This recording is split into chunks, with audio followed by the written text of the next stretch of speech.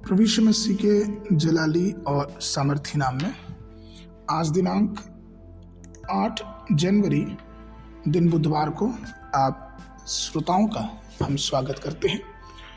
आज के मनन के लिए जो शीर्षक है वो है मसीह की आशा, जिसके लिए पद लिया गया है यशायाह नबी की पुस्तक उसका 5 अध्याय 2 पद।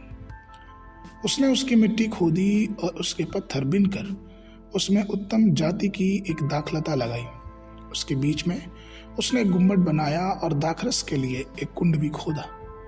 तब उसने दाख की आशा की, परंतु उसमें निकम्मी दाखें ही लगी।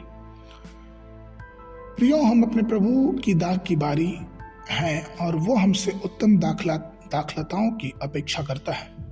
वह चाहता है कि हम उसके लिए अच्छे फल लेके आए और हम अपने आप को परमेश्वर मसीह की दुल्हन के रूप में उसको समर्पित करें।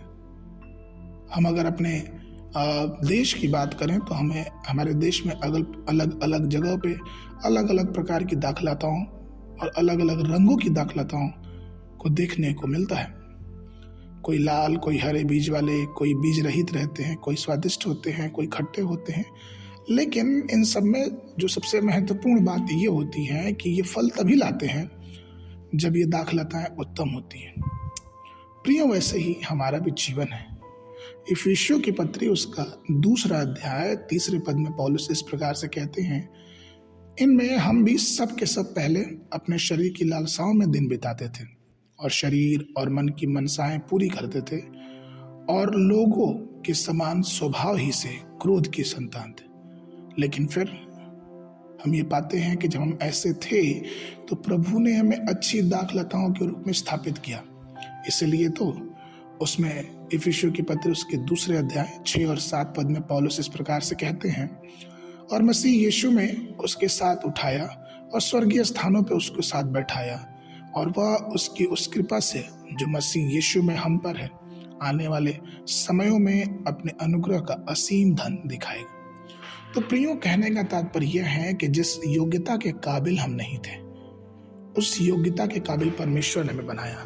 आप नूह के विषय में देखें कि किस प्रकार से परमेश्वर ने उसे चुना, इब्राहिम को चुना, याकूब को चुना, यूसुफ को चुना, और हर प्रकार की बातों को हम देख सकते हैं कि परमेश्वर ने कैसे लोगों को चुन के अपने लिए एक उत्तम दाखलता बनाया और उसने आशा किया कि ये लोग अच्छा फल लाएं।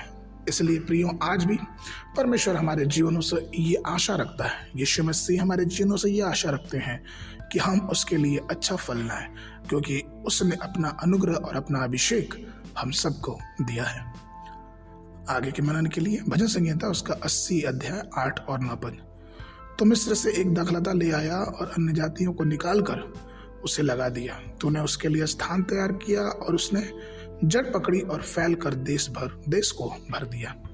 बाइबल अध्ययन के लिए सुबह के समय उत्पत्ति की पुस्तक उसका 20, 21 और 22 अध्याय, शाम के समय मत्ती रचित सुसमाचार उसका 6वां अध्याय 19 पद से लेके 34 पद तक। परमेश्वर आप सबको आशीष देवे।